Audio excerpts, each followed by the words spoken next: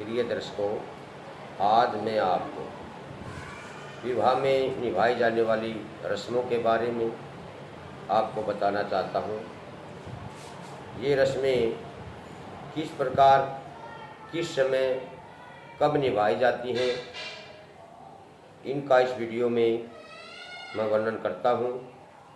आपको आनंद तभी आएगा जब आप वीडियो को अंत तक देखेंगे और सब्सक्राइब करेंगे। प्रिय दर्शकों, सबसे पहले हिंदू पद्धति में विवाह की जो रस्म की जाती है उसमें पहली रस्म सगाई आती है। कोई लोग इसको लगन कहते हैं, कहीं इसको टीका कहते हैं, कहीं इसको सगाई कहा जाता है। ये रस्म इस प्रकार से निभाई जाती है, जब वर और वधू एक दूसरे के सामने बैठ कर के उनका प्रथम जो मिलन होता है उसमें वो अपनी पसंद और अपनी बातें रखते हैं। उसके बाद इस रस्म में वर वधू को और वधू वर को अंगूठी पहनाती है, जिसको रिंग शिरोमणि भी कहते हैं। इस प्रकार वधू पक्ष के लोग वर पक्ष के लोगों को सम्मान देते हैं, आदर देते हैं और भेंट स्वरूप कुछ सामान भी प्रदान करते हैं। इसी को सगाई की रस्म कहा जाता है। उसके बाद दूसरी रस्म होती है विवाह की चिट्ठी लिखना, लगन पत्रिका लिखना। वधू पक्ष के लोग अपने घर में पंडित को बुलाकर लगन पत्रिका लिखवाते हैं। उस लगन पत्रिका में वर के और कन्या के कितने बाण होते हैं, उनको हल्दात कब होना है और बारात में कितने आदमी आने चाहिए, ढोल बाजा नगाड़ा हो या ना हो, कितनी सवारियां हों, इन सब की बातें लगन पत्रिका में लिख करके वर पक्ष के यहाँ भेज देते हैं, जिससे उसमें लगन पत्रिका के माध्यम से वर पक्ष को पता लगता है कि शादी की फेरों की जो तिथि है उसको इसमें निश्चित किया जाता है। उसके बाद दर्शकों, मैं आगे की रस्म बताता हूँ। आगे की रस्म होती है कंगना बंधन और रखड़ी बंधन। वर वधू दोनों के पैर में बालों से बना हुआ एक रक्षा सूत्र बांधा जाता है। उस रक्षा सूत्र में लोहे का कोई छल्ला, हल्दी की गांठ, सुपारी, पीली सरसों आदि इस रखड़ी में बांध करके वर वधू के पैर में बांधा जाता है। इसके पीछे मान्यता यह है कि वर वधू को किसी प्रकार की नज़र ना लगे और उसको किसी तांत्रिक प्रेत छाया आदि का प्रभाव उसके ऊपर ना पड़े, क्योंकि ये रस्म करने पर वर या वधू को घर से बाहर निकलने की इजाज़त नहीं होती। इस प्रकार उसके ये रक्षा सूत्र बांध करके उसको तांत्रिक शक्तियों से, प्रेत बाधाओं से या घर विवाह में आने वाली अनेक बाधाओं से उसको बचाया जाता है। उसके बाद अगली रस्म आती है हल्दी की रस्म, जिसको उपटन कहते हैं। ये वर और वधू शादी के समय जब हल्दी लगाते हैं, बांध बैठते हैं, हल्दी लगाते हैं, जौ का या चने का आटा मिलाकर, तेल मिलाकर उसको चेहरे पर या सारे शरीर पर मला जाता है। उससे बांध कहते हैं, हल्दात कहते हैं, उपटन कहते हैं। दर्शकों, ये उपटन हल्दात क्यों किया जाता है? प्रथम मान्यता तो ये है कि वर वधू का रंग इसके लगाने से साफ हो जाता है। लेकिन इसके पीछे और ही मान्यता है। विवाह में अनेकों रिश्तेदार, सगे संबंधी, आसपास के लोग, गांव के लोग आदि सब सम्मिलित होते हैं। तो हल्दी एक श्रोषधि का कार्य करती है। हल्दी के अंदर इतने गुण होते हैं कि वो किसी प्रकार के संक्रमण को फैलने नहीं देती। अधिक लोगों की जो संख्या इकट्ठी वहाँ होती है, किसी को संक्रमण हो वो वर वधू को ना लगे, इसलिए वर वधू को हल्दी या उपटन लगाया जाता है, जिससे वो किसी प्रकार की दुविधा में, किसी प्रकार की समस्या में या किसी प्रकार के संक्रमण से दूर रहें। ये इसको हलदात या उपटन कहते हैं। उसके बाद आता है मेहंदी की रस्म। प्रिय दर्शकों, वर वधू विवाह के समय अपने हाथों पर, पैरों पर मेहंदी लगाते हैं। इसका कारण क्या है, ये मेहंदी क्यों लगाई जाती है? सबसे पहले तो मैं आपको बताना चाहूँगा, मेहंदी जो होती है वो एक श्रोषधि है। इससे शीतलता आती है और माना जाता है कि मेहंदी जब लगाते हैं, जिस मेहंदी का रंग अधिक प्रभाव डालता है, तो कहते हैं वर वधू का आपसी प्रेम अच्छा रहेगा। ये इसलिए लगा करके देखते हैं।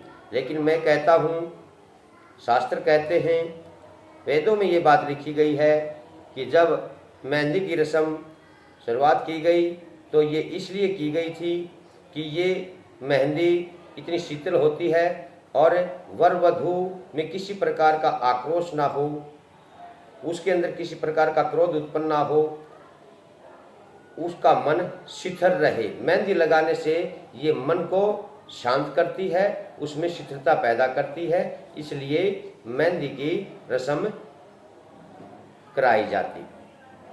इसके बाद अगली रस्म आती है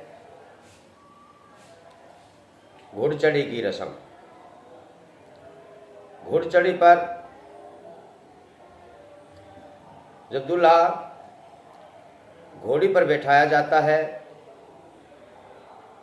और उसके हाथ में एक हथियार होता है जिसको हम तलवार, खड़ग, समीर आदि कहते हैं। वो तेज धार नहीं होते। उस तलवार को हाथ में दूल्हा क्यों रखता है? क्योंकि वो वहां से समझता है कि वो आजीवन का सबसे बड़ा जंग जीतने के लिए जा रहा है। वो एक लड़ाके की तरह तैयार होकर के जाता है। उसने संसारिक जीवन में उसका पहला जो कदम होता है, वैवाहिक जीवन में उसका पहला कदम होता है, वो एक लड़ाके की तरह होना चाहिए। वैसे तो ये एक प्रतीक ही माना गया है। जिस प्रकार एक योद्धा रण में घोड़े पर सवार होकर के रणभूमि में युद्ध को जीतने के लिए जाता है, वो लड़ाका अच्छे से तैयार होकर के जाता। ठीक उसी प्रकार जीवन रूपी युद्ध को जीतने के लिए वर घोड़ी पर सवार होकर के एक लड़ाके की तरह अपने हाथ में समीर लेकर के वो लड़ाके की तरह चलता है। ये उसके जीवन रूपी समय में, विवाह रूपी समय में जो भी समस्याएं आई, उन समस्याओं को झेलते हुए, उन समस्याओं का समाधान निकालते हुए वो आगे बढ़ता है और उस समीर को उसके हाथ में लड़ाई का प्रतीकात्मक रूप दिया गया। जिस प्रकार एक योद्धा अपने रणभूमि में रण को जीतता है, उस युद्ध को जीतता, ठीक उसी प्रकार जीवन रूपी रणभूमि में मनुष्य अपनी समस्याओं से जूझता हुआ, उनका समाधान करता हुआ वो आगे बढ़े, उसके लिए ये प्रतीक रूप में है, लड़ाई के रूप में शमीर को नहीं रखा जाता है, तलवार को नहीं रखा जाता है। उसके बाद प्रिय दर्शकों, मैं आपको बताना चाहता हूं, वर बरात की चढ़ाई करता है, अनेकों आदमियों को अपने साथ लेकर के वधु पक्ष के यहाँ जाता है। जब वो वधु पक्ष के यहाँ जाता है तो जाने से पहले उसकी माँ उसको दूध पिलाती है। क्यों पिलाती है? कि बेटा अब तू दूसरे कुल में प्रवेश कर रहा है, मेरी इज्जत रखना है, मेरे दूध को लजाना नहीं, जहाँ पर भी जा रहा है वहाँ चौकन्ना रहना, समझदार बन करके रहना, किसी प्रकार की किसी को आपके द्वारा कोई हानि ना पहुँचाई जाए, किसी को किसी प्रकार की कोई समस्या उत्पन्न ना हो। इसलिए वो माता उसको याद दिलाती है कि मैं आपको दूध पिला रही हूँ, इस दूध की लाज रखना, किसी को किसी प्रकार का झगड़ा झमेला संकट इत्यादि पैदा ना करना। तो वो दूध पिला करके वो रस्म पूरी की जाती है। उसके बाद वर गाड़ी में बैठ करके या घोड़ी रथ इत्यादि में बैठ करके वधु पक्ष के यहाँ पहुँचता है। वहाँ जाने पर रस्म होती है, जब वधु पक्ष के लोगों को पता चलता है कि वर पक्ष के लोग गांव के किनारे पर आ गए हैं या गांव में आ गए हैं, तो वो कुछ व्यक्ति उनके आदर सत्कार के लिए, उनके सम्मान के लिए फूल मालाएं लेकर के और प्रथम मिलावा कहने के नाम से, समधि मिलावा कहने के नाम से वो आगे पहुंच जाते हैं और उनका फूल माला पहना करके बड़ा आदर सत्कार करते हैं और उनको जनवासे में ला करके बिठा दिया जाता है। छाई में ला करके बिठा दिया जाता है। छाई, जनवासा, परस, अनेकों नामों से, धर्मशाला आदि अनेकों नामों से इसको जाना जाता है। जब बारात के सभी व्यक्ति उस जनवासे में पहुंच जाते हैं तो वधु पक्ष के लोग वर पक्ष के लोगों के पास भेंट स्वरूप कुछ सामग्री लेकर के आते हैं और वहाँ पर रंग लेने की रस्म निभाई जाती है। प्रिय दर्शकों, रंग में क्या होता है? पंडित जी आते हैं, शांति पाठ करते हैं और विनायक की पूजा की जाती है। विनायक पूजा, दामोदर पूजा यानी कि गणेश पूजा होती है।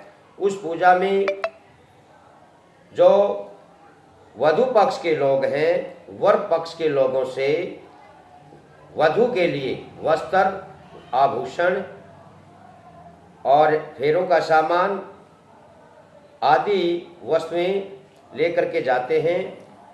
तब वधु उन वस्त्रों को पहन करके 7 फेरों की तैयारी में जुट जाती है और उधर से घोड़ी पर सवार होकर के दूल्हा रूपी योद्धा वधु पक्ष के द्वार पर पहुंचता है। तो एक रस्म वहाँ भी निभाई जाती है जिसको हम बार रुकाई, नीम झराई आदि रस्म कहते हैं। प्रिय दर्शकों, वो एक मजाक का विषय होता है। दूल्हे की जो सालियाँ होती हैं वो मजाक रूप में वहाँ आती हैं और दूल्हे का मजाक करने के लिए तरह तरह की गालियाँ उनको देती हैं, उनका उपहास करती हैं, मजाक करती हैं, आनंद विभोर रहती हैं। इस प्रकार से दूल्हा भी अपनी सालियों को वहाँ भेंट स्वरूप कुछ चांदी के छल्ले इत्यादि दे करके उस रस्म को पूरा कर देता है। आगे की रस्म जो होती है वो होती है जयमाला की रस्म, वरमाला की रस्म। काफ़ी जगह तो द्वार पर ही जयमाला करा दी जाती है, काफ़ी जगह उसके लिए स्टेज लगाई जाती है, मंडप सजाया जाता है। तो जब उस मंडप में पहुंचते हैं। वर वधू दोनों एक दूसरे को वरमाला पहना करके अपनी सहमति प्रकट करते हैं। ये एक प्रकार से स्वयंवर विवाह कहा जाता है। वहाँ स्वयंवर होता है, स्वयं वर यानी कि स्वयं अपने वर को चुनना। तो वहाँ वो वधू स्वीकृति देती है और उसको वरमाला पहना करके अपने घर के अंदर प्रवेश करा लेती है। इसलिए वरमाला का आयोजन किया जाता है। उसके आगे 2 चौकी लगाई जाती हैं, अग्निकुंड आगे रखा जाता है, कुछ खील, दुर्वा, मीठा, हल्दी, सिंदूर आदि रख करके पंडित फेरों की तैयारी करता है। फेरों में पंडित वर और वधू की 3-3 पीढ़ियों का उच्चारण करते हुए उनके आपस में 7 सप्तपदी 7 वचन उनसे लेते हुए पंडित पहले वर पक्ष कन्या पक्ष से वर पक्ष वालों को जो वचन बोलता है वो उसकी स्वीकृति कराता है और फिर कन्या पक्ष यानी कि कन्या उसकी वर के वचनों की स्वीकृति करती है। इस प्रकार से 7 वचन होते हैं।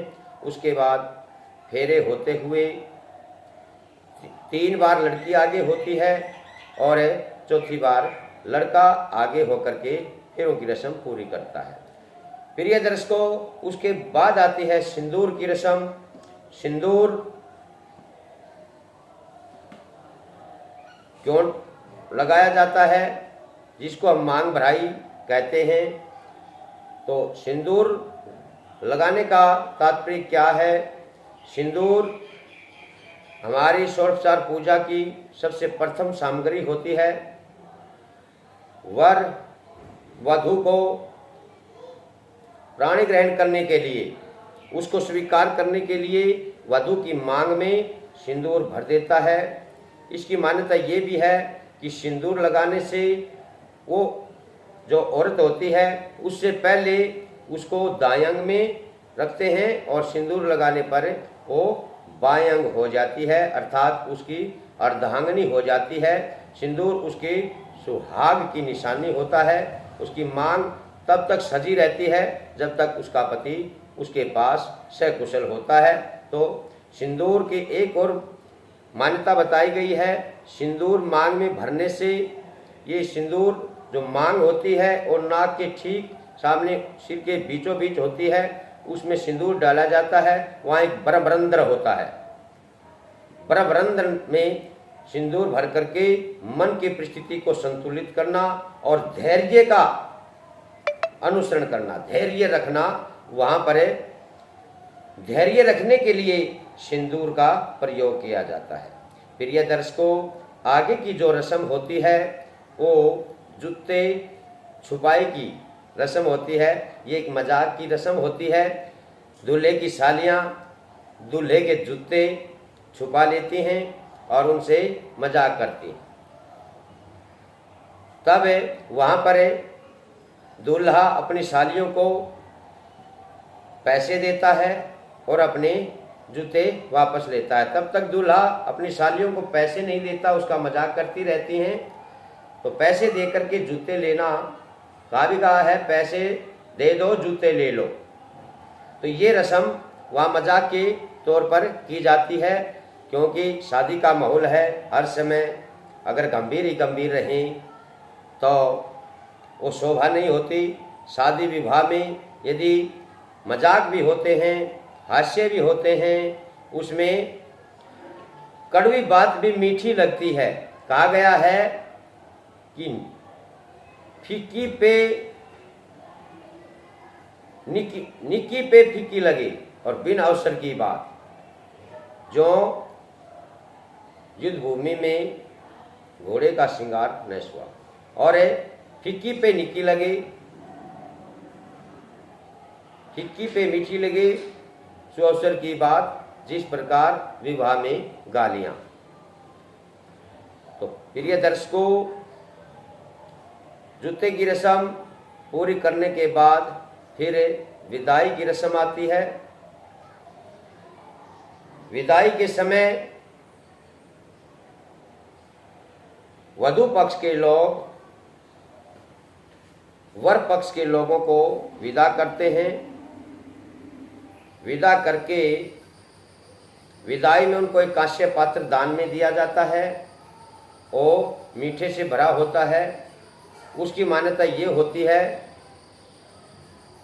कि जिस प्रकार ये कांस्य पात्र मीठे से भरा हुआ है, वर और दुल्हन का ये जीवन इसी प्रकार मिठास से भरा रहे और वहाँ पर कन्यादान दे करके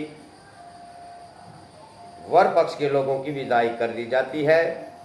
अब जो रखड़ी बांधी हुई है, विवाह का कार्य संपन्न हो गया, जो रखड़ी बांधी हुई है उस रखड़ी को वर ससुराल की सीमा में ही खोल करके फेंक देता है और अपने घर की ओर आ जाता है। उसको समझ आ जाती है कि अब तू सभी बाधाओं से दूर है, तेरी अर्धांगिनी तेरे साथ है, किसी प्रकार की कोई व्याधि समस्या अगर आएगी तो ये आगे रह करके उसको दूर भगाएगी। इसी प्रकार वर भी अपनी अर्धांगिनी की इच्छाओं को की पूर्ति करता हुआ आगे बढ़ता है। तो उसके बाद सुबह अगली रस्म आती है कंगना खुलाई। पहले तो कंगना बांधा क्यों जाता है उसके बारे में मैं आपको बताना चाहता हूँ। कंगना एक रक्षा सूत्र होता है। इसमें एक चाकू, सुपारी और धागे की डोर बांध करके पंडित उसके कुल की वृद्धि के लिए, उसके घर में लक्ष्मी का प्रादुर्भाव कराने के लिए, पशु पाशु में उन्नति करने के लिए, अच्छी मंगल कार्य करने के लिए उसके अंदर कामना करता है और श्री भगवान से पंचांग पूजा करके, कंगने की पूजा करके वो वर और वधू को उनकी मंगल कामना के लिए बांधता है और प्रार्थना करता है कि हे भगवान, इनकी 10 दिशाओं से 10 दिक्पाल रक्षा करें, 10 दिशाओं में गोविंद भगवान, जनार्दन भगवान इनकी रक्षा करें। ऐसी कामना करता हुआ पंडित उस रस्म को पूरा करता है और तब इस रस्म को जब खोला जाता है तो अपने जो सामाजिक जो बातें होती हैं, जो लोकाचार की जो बातें होती हैं, किसी देवी देवता के ऊपर जाना, क्षेत्रपाल की पूजा करना, माताओं की पूजा करने के बाद जब वर और वधू दोनों घर आते हैं तो कंगना खुलाई की रस्म की जाती है। वहाँ दूल्हे की, उस वर की जो भाभियाँ होती हैं वो उस रस्म को पूरा कराती हैं। और वैसे तो ये मजाक के रूप में होता है, लेकिन इसकी भी एक मान्यता है। यहाँ पर कितना धैर्य है, कितनी उसके अंदर कोमलता है, उसका परिचय यहाँ पर लिया जाता है। प्रिय दर्शकों, दूल्हा दुल्हन का जो कंगना खोलता है उसको एक ही हाथ लगाने दिया जाता है। वो एक ही हाथ से खोलने की प्रक्रिया है। दूसरा हाथ जब वो लगाना चाहता है तो उसकी भाभियाँ उसको मना कर देती हैं। और जब वधू कंगना खोलती है तो दोनों हाथों से खोलती है। तो उसमें देखा जाता है इसमें कितनी सहन शक्ति है, ये इस गृहस्थी को किस प्रकार से आगे बढ़ाएगा। मजाक करती हुई भाभियाँ इस रस्म को पूरा करती हैं। जितना ज्ञान मैंने था उतना मैंने आपको बता दिया। ये शादी की पूरी रस्म मैंने आपको बखान की है। आगे हाजिर होंगे और दूसरी वीडियो लेकर के।